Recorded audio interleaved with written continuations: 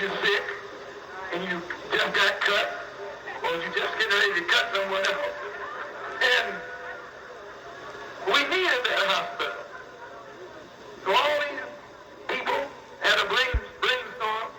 They got up there and picketed and demonstrated, and the white man took away all the workers, stopped the work. As someone said earlier this afternoon, they're still being paid and the hospital is not going up. Your money, the money you pay out in taxes, is paying the white construction workers who are sitting at home doing nothing. This is some brainstorm that someone got off the track on when they tried to stop the construction of the hospital in Brooklyn. Couldn't stop it. Because that hospital is for white people primarily, and you are not going to stop construction where the white man is to benefit. The only thing you don't stop is something right here in Holland. But what really stopped the work up there, too many of y'all was out there, and the white man is free to you. As long as the line up there was Cora originally started the picketing, and there were more whites picketing than blacks. Nobody was worried. Plus, they started picketing on a cool day, and our people don't come out when it's cool.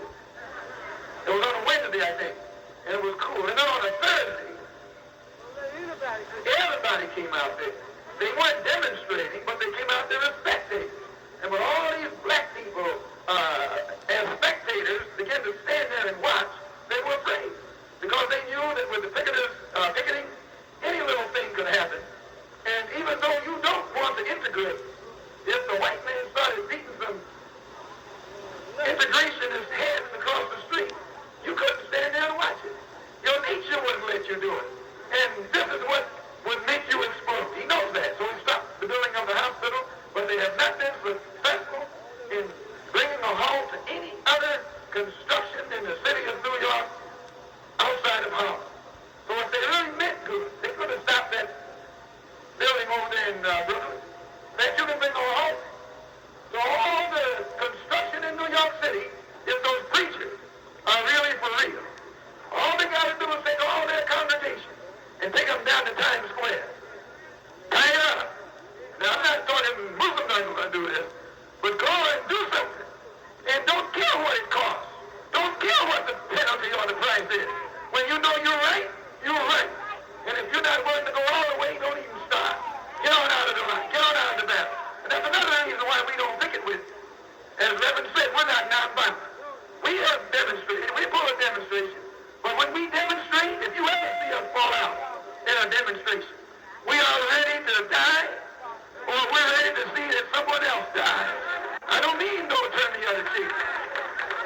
This is the only reason that we don't become involved in these nonviolent demonstrations. It's not fair to walk up to a man nonviolently and he got a club in his hand. You're out of your mind. So you should check and find out what started, what stopped, who is behind. And one of the leading men I saw out there that day was a white man named Herbert Hill. Herbert Hill is the labor secretary for NAACP. Now, Herbert Hill, a white man holding a top position in the NAACP, can come to Holland and stop the building of a hospital that for the benefit of black people, if that white liberal really has your welfare at heart, let him go downtown and stop some of these other construction sites. And until these white liberals, or white people, who call themselves liberals, can go into their own neighborhood and stop construction, don't let them come in Harlem and start telling you what to do. No, when you want, if they want some action, you give them some action. And you'll bring about a change in your whole, in the entire direction of your program and of your struggle, and you'll get a job done. We want every black man and woman to have freedom. The freedom to accept or reject being separated from the slave master's children and establish a land of our own. And that's what he says. Give all of us freedom of choice. First, give every one of the 20 million black people in this country an opportunity to hear the truth. Let them be taught the truth about the white man and the truth about the black man. Let them be taught the truth about God and the truth about the devil. Let them be taught the truth about heaven and the truth about hell. And once they know the truth, then give them a chance to make a decision. But don't take this poor, dumb, deaf, and blind, ignorant, brainwashed, so-called Negro and ask him what he wants. He doesn't know what he wants. And because he doesn't know what he wants, he tries to integrate with a blue-eyed wolf. Don't you know anytime you see some sheep trying to integrate with wolves, those sheep are sick. Those sheep are out of their mind.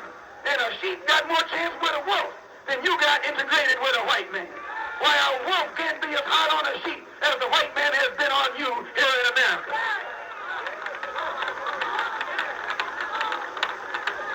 We want an immediate end to the police brutality and mob attacks against the so-called Negroes throughout the United States. Yes, a complete end to the police brutality and mob attacks that our people are confronted by every single day, every single week, every single month, every single year across the land. Brother, show me those, you got those pictures? Brothers, have that picture of Brother Ronald. Let me show you what I mean by police brutality and mob attacks. Come over here with that. Here is a man, a Korean vet. This is a black man, a Korean vet. Went to war in Korea fighting for America. Risked his life fighting for America. And came back to this country and was shot down by the white man like a dog. Not some Ku Klux Klansman down in Mississippi. This black man was shot through the heart by policemen in Los Angeles, California. And they are dumb enough to think we have forgotten it. Well, Muslims never forget. You don't kill our brother. We don't never forget.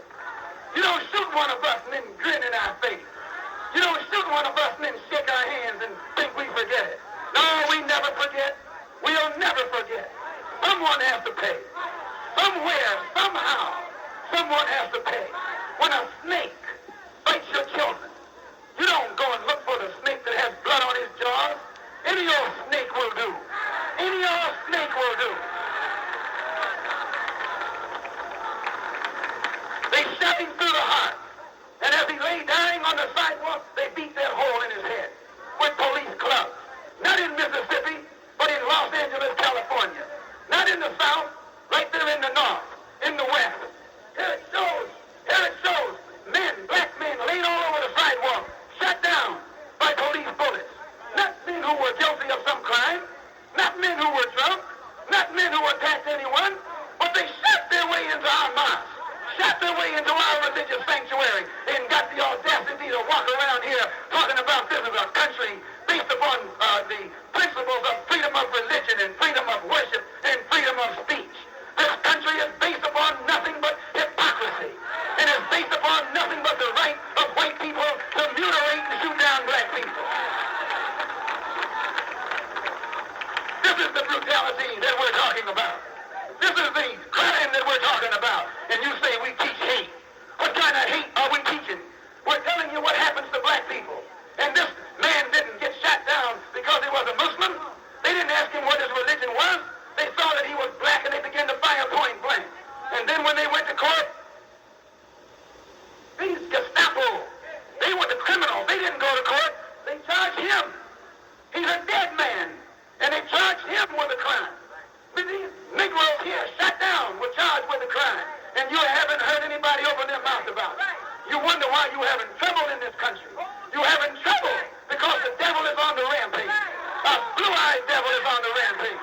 A heartless devil is on the rampage. A beast is on the rampage. And you haven't got sense enough to know how to handle him. So we don't try and handle him. God is going to handle him. We ask God to give him justice. We ask God to trap him. We ask God to catch him. We ask God to deal with him. And we pray that God deals with more of them day after day. And what ones God don't get, we'll get them.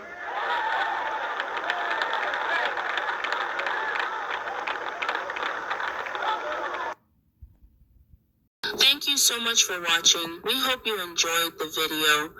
If you did, don't forget to give it a thumbs up, subscribe to our channel, and hit that notification bell so you never miss our latest content. We'll be back with more exciting videos, so stay tuned. Until next time, have a wonderful day and take care.